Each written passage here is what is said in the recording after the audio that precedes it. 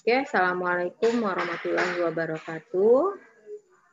Waalaikumsalam warahmatullahi wabarakatuh. Selamat pagi semuanya.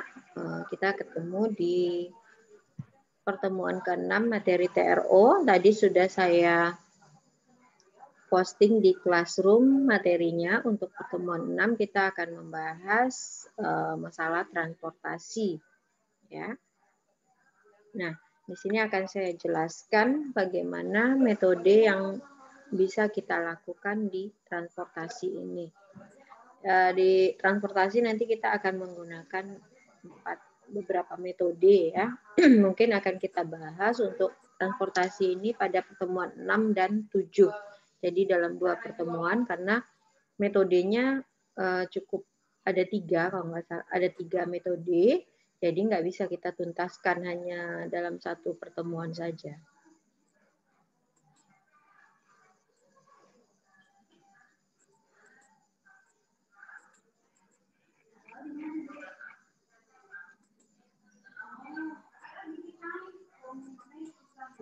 Oke ya.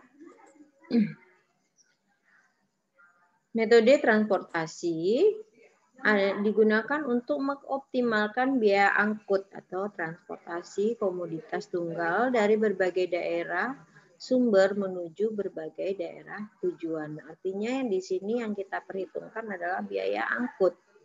Ya, biaya angkut komoditasnya ada cuma satu ya, komoditas yang mau diangkut itu satu aja tunggal. Tapi daerah asal dan daerah tujuannya lebih dari satu. Metode transportasi juga dapat digunakan untuk perencanaan produksi. Datanya yang dibutuhkan kalau kita ganti dia ke dalam perencanaan produksi itu adalah level supply pada setiap daerah sumber dan level permintaan pada setiap daerah tujuan. Untuk kasus pendistribusian barang, jumlah produksi dan jumlah permintaan, kapasitas investor pada inventory pada kasus perencanaan produksi. Jadi selain transportasi juga bisa kita gunakan metode ini untuk proses produksi ya, perencanaan produksi. Tapi nanti variabelnya kita ganti ya.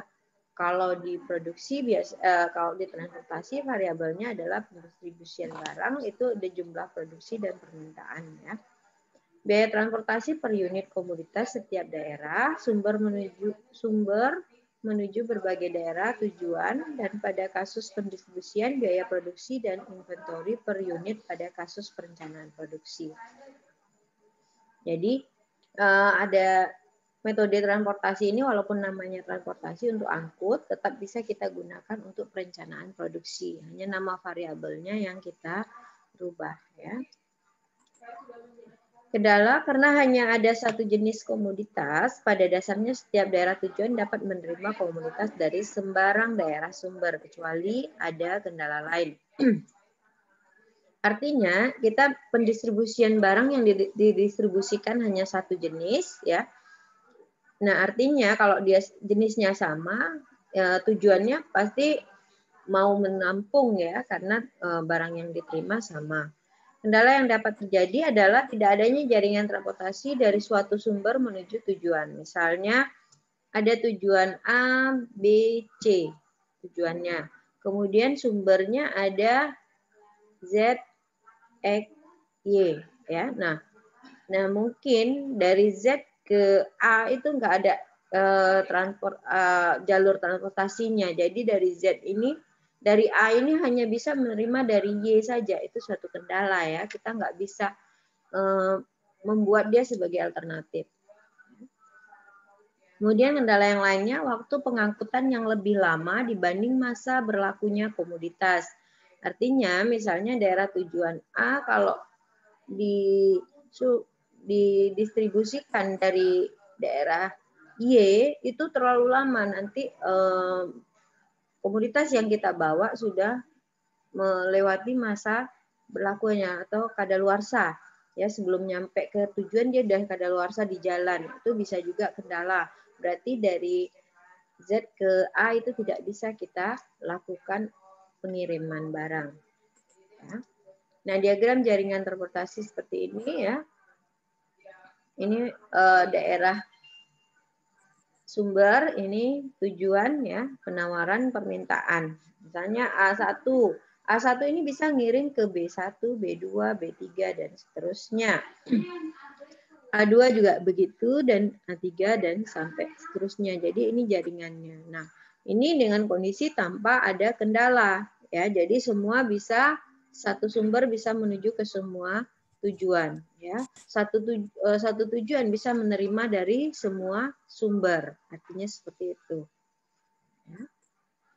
Kemudian itu keterangan yang tadi ya, sudah saya jelaskan tadi ya. Sistem transportasi kalau kita bandingkan dengan sistem produksi ya, variabelnya yang berbeda apa? Ketika nanti kita bahas contoh soal masalah transportasi.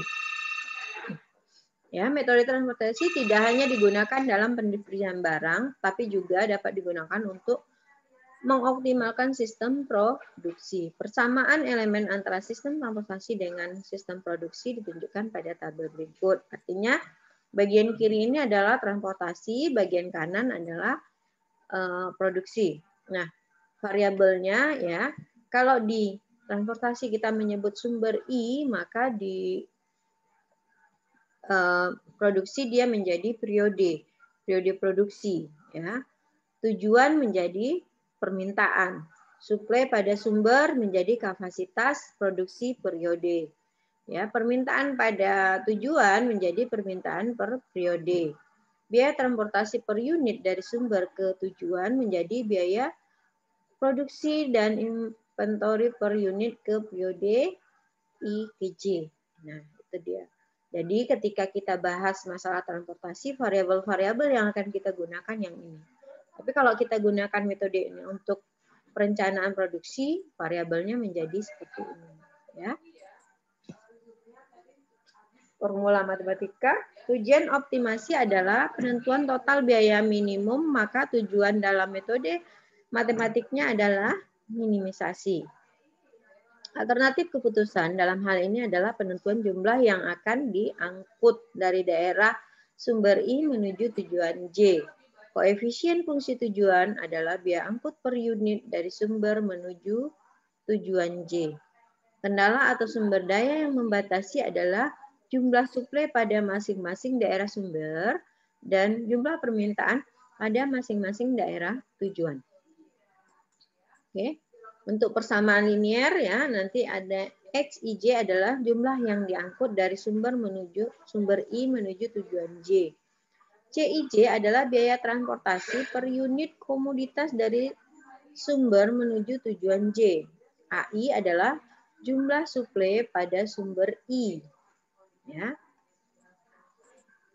Kemudian BJ adalah permintaan pada tujuan I. Bentuk persamaannya seperti ini. Ya. Model transportasi seimbang. Jika total suplai sigma AI sama dengan total permintaan sigma BJ, maka formulasi yang dihasilkan disebut sebagai model transportasi seimbang. Perbedaan dengan bentuk formulasi standar hanya pada penggunaan persamaan kendalanya. Jadi kendalanya ya, AI menjadi BJ. Penentuan solusi awal. Nah, ini mulai masuk ya. Penyelesaian menggunakan metode transportasi juga dimulai dengan penentuan solusi awal. Nah, penentuan solusi awal ini kita dapat dilakukan dengan memilih salah satu metode. Tadi saya sudah bilang, di sini kita akan gunakan 3 metode ya. Nah, kita bahas di materi transportasi ini ada metode sudut barat laut, metode biaya terkecil, dan metode Vogels. Ya, Vogels approximation method. Ya. Nah, nanti kita akan bahas satu-satu, makanya mungkin dalam pertemuan ke-6 kita bahas sudut barat laut, kalau memungkinkan waktu nanti biaya terkecil. Nanti di pertemuan ke-7 Vogels atau pertemuan ke-7 biaya terkecil dan Vogels ya. Solusi awal layak dilihat dari jumlah sel yang teralokasi. Solusi layak jika jumlah sel yang terisi sebanyak M plus N min 1. M menunjukkan jumlah sumber dan N adalah jumlah tujuan. Jadi ini pada saat satu iterasi nanti kita cek apakah solusinya sudah layak atau tidak dengan menghitung sel yang terisi, apakah jumlah selnya sudah memenuhi syarat M plus N min 1 ya. Nah, masuk ke contoh kasus ya.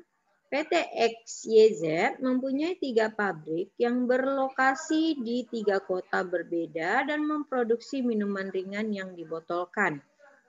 Produk dari ketiga pabrik didistribusikan ke 5 gudang yang terletak di 5 kota daerah distribusi. Biaya pengangkutan per krat minuman dalam Rp100.000. Jumlah suplai pada masing-masing pabrik dalam 1.000 krat. Dan daya tampung masing-masing gudang dalam 1.000 krat setiap hari ditunjukkan pada tabel di bawah. Jadi di kasus kita kali ini ya, dia ada 3 pabrik ya, 3 pabrik yang berada di 3 kota yang berbeda. Nah, pabrik itu kan untuk memproduksi. Nah, hasil produksi itu akan didistribusikan ke gudang ya. Nah, gudang dia ada 5 dan berada di 5 kota yang berbeda juga. Nah, permasalahan kita adalah bagaimana kita mendistribusikan minuman botol dari 3 pabrik ke 5 gudang dengan melihat kemampuan produksi dari pabrik, jumlah kapasitas produksi dan kapasitas atau daya tampung dari gudang. Kita lihat ya. Langsung masuk ke tabel pertama. Ya. Nah, di tabel pertama ini adalah biaya distribusi per unit dan kapasitas sumber dan daya dan tujuan. Ini kita lihat tabelnya, yang baris itu menunjukkan pabrik. Kolom menunjukkan gudang. Ya. Nah, tadi kan ada 3 pabrik. Ya, dia tidak sebutkan nama pabriknya. Kita umpamakan pabrik A, pabrik B, dan pabrik C. Kemudian tadi gudangnya ada 5. Nah, nggak disebutkan namanya. Kita buat gudang 1, gudang 2, gudang 3, gudang 4, dan gudang 5. Nah, di sini satu pabrik memiliki kapasitas suplai, ya. Pabrik A itu dia maksimal bisa mensuplai adalah 500, ya. Tadi satuannya adalah 1.000 krat, berarti A itu bisa memproduksi 500.000 krat minuman botol. Pabrik B bisa memproduksi sampai 300.000 krat minuman botol. Pabrik C bisa memproduksi sampai 600 krat minuman botol. Ya. Nah, kemudian itu kapasitas dari pabrik disebut sebagai suplainya. Sekarang kita lihat daya tampung dari gudang, kapasitas gudang. Kita lihat gudang 1 itu dia maksimal daya tampungnya hanya 300.000 krat. Gudang 2 daya tampungnya 400.000 krat. Gudang 3 daya tampungnya 200.000 krat. Ya, gudang 4 300.000 krat. Dan gudang 5 200.000 krat. Jadi udah dapat ya jumlah suplai dari masing-masing pabrik, jumlah kapasitas dari masing-masing gudang. Nah, kita jumlahkan. Kalau dia sama, berarti ini adalah suplai yang seimbang ya. Ini ditambahkan 500, 800, ditambah 600 menjadi 1.400 ya. 1.400 ini 3 tambah 4, 7 tambah 2, 9 ditambah 3, 12 ditambah 2, 14. Sama ya, imbang. Berarti mereka sudah imbang. Artinya semua hasil produksi bisa ditampung oleh semua gudang. Nah, untuk yang di sel tengah, ini ada angka, ini adalah biaya produksinya. Ya, diperhatikan ya, semua memperhatikan ke layar ya. Kalau kalian tidak memperhatikan ini, nggak paham, ini dari mana tadi ya. Jadi semua harus fokus perhatiannya ke layar dan mendengarkan penjelasan saya. Oke.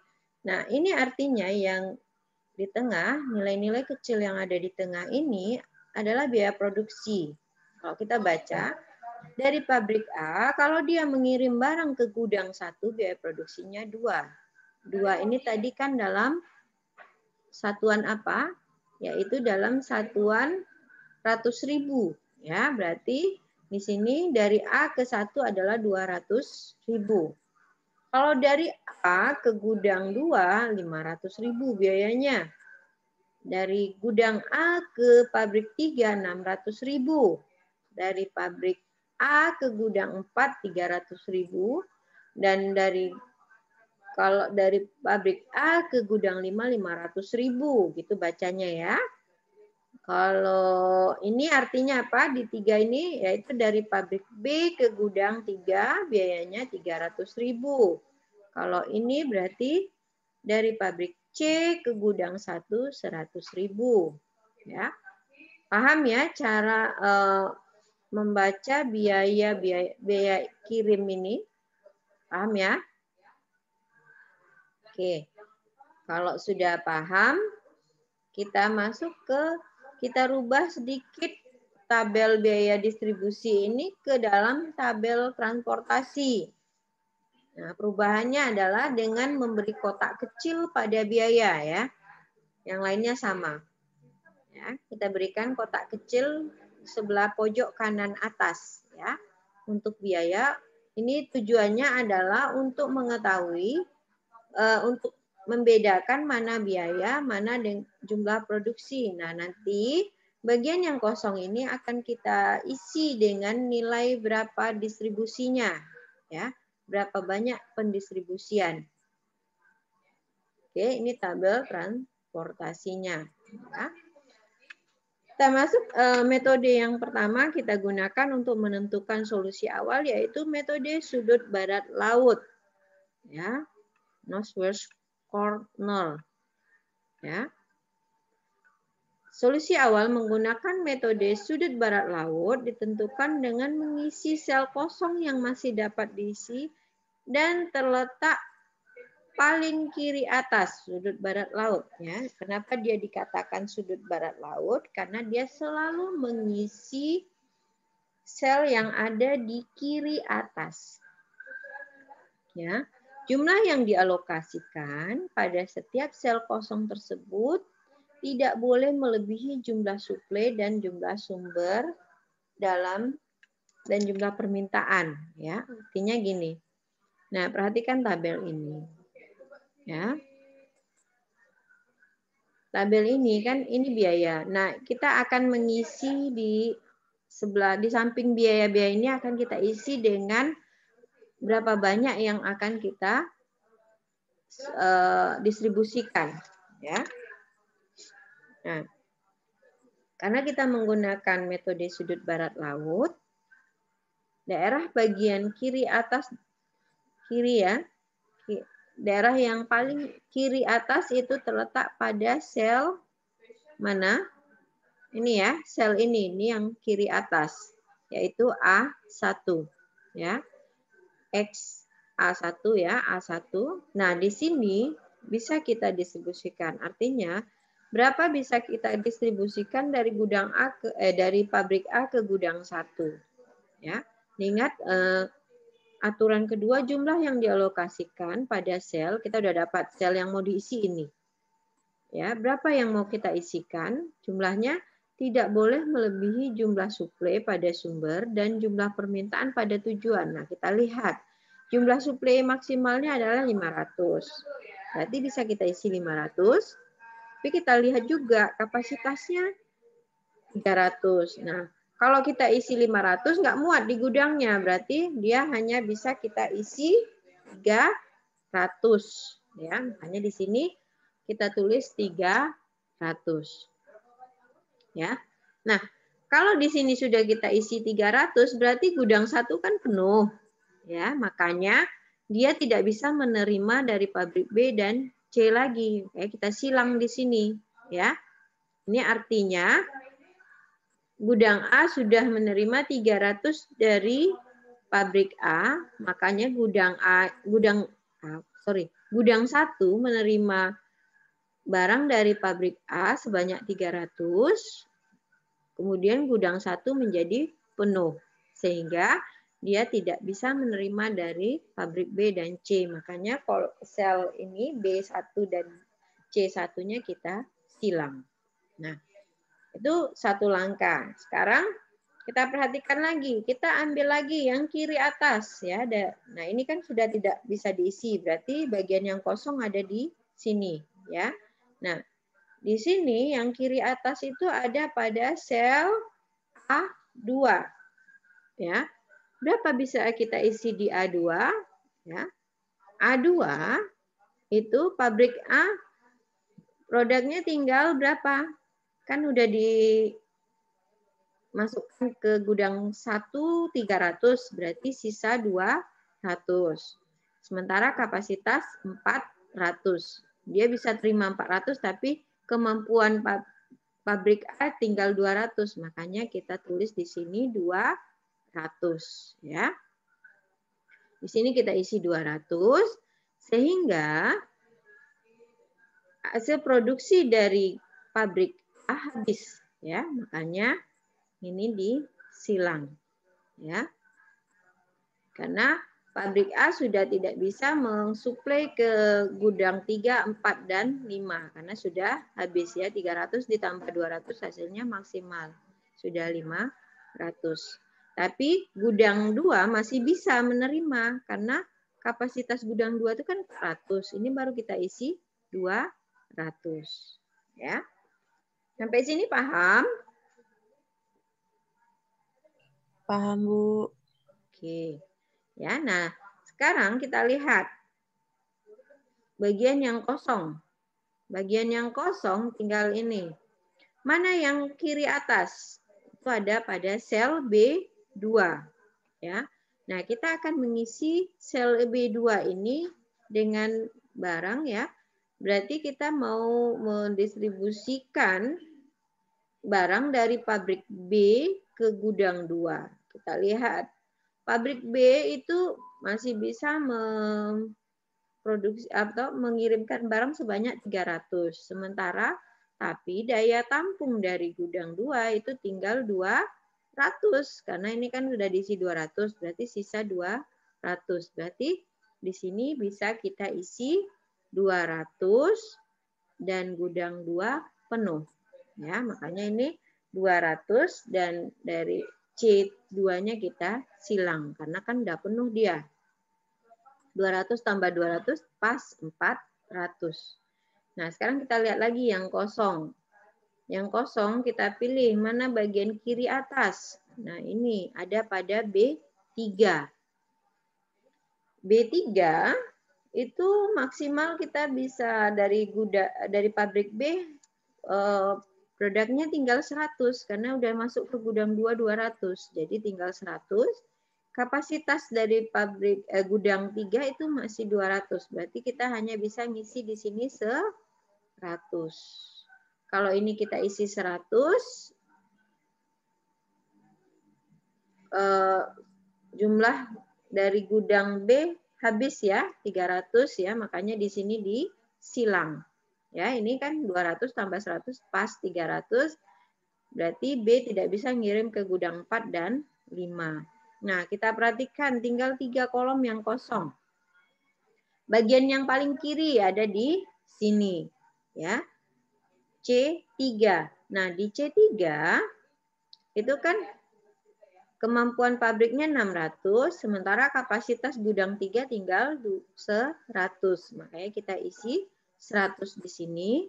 Kemudian di sini kapasitas pabrik tinggal 500, ini ada 300. Berarti bisa masuk 300. Di C5 kapasitas pabriknya tinggal ini 100, 300, berarti 400, tinggal 200 pas ya. Makanya jadi seperti ini, 100, 300, dan 200. Ya. Jadi untuk memastikan bahwa pendistribusiannya udah betul, kita harus cek. Ya, gudang A ini 200 tambah 300 sama dengan 500. Gudang B 200 tambah 100 hasilnya 300. C 100 tambah 300 tambah 200 600. Itu pabriknya ya. Gudangnya kita lihat 300. Ini 2 2 4 1 1 2 3 ini pas ya. 2 pas. Nah, ini artinya kita sudah mendistribusikan. Nah, yang kita buang silangnya, kita lihat tabel yang terisi ya. Sel-sel yang terisi. Apakah dia sudah optimal? Syarat optimalnya tadi apa? Syarat optimal tadi di sini ya. Solusi layak jika jumlah sel yang terisi sebanyak M plus N. M menunjukkan jumlah sumber dan N adalah jumlah tujuan. Sumbernya berapa? Tadi kan sumber kita pabriknya ada 3, ya kan? N adalah jumlah tujuan. Tujuan gudang ada 5. Berarti 3 ditambah 5 min 1. 5 dikurang 1 berapa?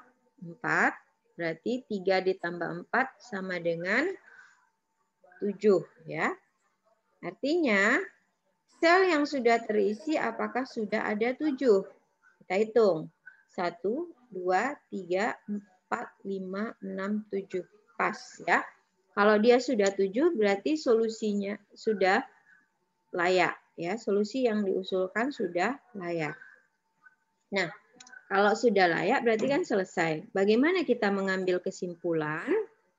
Nah, ini tadi ya, solusi layak ya, jumlahnya 7, ya kan?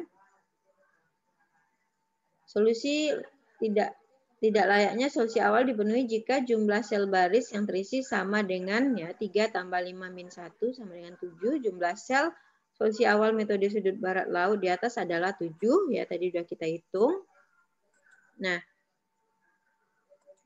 kemudian kita kembalikan ya kesimpulan alokasi barang dilihat dari solusi awal dengan metode sudut barat laut adalah pertama jumlah yang diangkut dari pabrik A menuju gudang 1 adalah 300.000 krat per hari. Nah, ini dia. Ya, dari A ke gudang 1 300.000, dari pabrik A ke gudang 2 200.000, dari pabrik B ke gudang 2 200.000, dari pabrik B ke gudang 3 100.000, dari pabrik C ke gudang 3 100.000, dari pabrik C ke gudang 4 300.000, dari pabrik C ke gudang 5 200.000. Nah, ini penjabarannya ya sama. Kemudian total biaya angkutnya harus kita kalikan. Ya. 600 ini kita dapat dari mana? Hari ini 300 kali 2. Ya, 300 kali 2 ditambah 200 kali 5 ditambah 200 kali 10 ditambah 100 kali 3 ditambah 100 kali 6 ditambah 300 kali 6 ditambah 200 kali 4. Hasilnya 600 ditambah 1000 ditambah 2000 ditambah 3000 ditambah 300 ditambah 600 ditambah 1800 ditambah 800 dikali 100.000 karena tadi satuannya 100.000 kan. Hasilnya 710 juta rupiah. Itulah biaya angkut yang harus dikeluarkan yang dihasilkan dengan menggunakan metode sudut barat laut untuk kasus ini. Ya. Oke, sampai sini paham? Paham, Bu. Paham, Bu. Oke ya. Kalau paham, Kita coba ke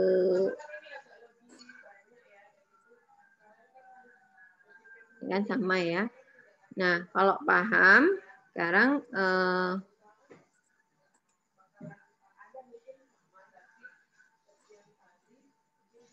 paham semua ya. Untuk metode sudut barat laut, kuncinya adalah mengisi kolom kecil ya, kolom paling kiri ya. Nah, oke. Sekarang saya kasih contoh kasus dulu ya. Contoh kasus di classroom kamu kerjakan, kita kan sampai jam 10:30 ya. Saya kasih waktu kamu kerjakan sampai jam 10. Nanti jam 10 kita Zoom lagi. Saya pengen lihat hasil kerjaan kamu selama 35 menit ya. Nanti kita koreksi sama-sama. Gimana? Setuju? Setuju? Supaya saya tahu sejauh mana pemahaman kamu. Nanti kalau saya nggak bahas, kamu nggak tahu itu udah betul atau belum yang kamu kerjakan, ya kan?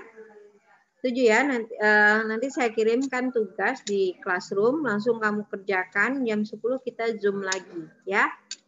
Oke? Oke, nah untuk sesi ini saya akhiri dulu. Terima kasih, selamat pagi. Assalamualaikum warahmatullahi wabarakatuh.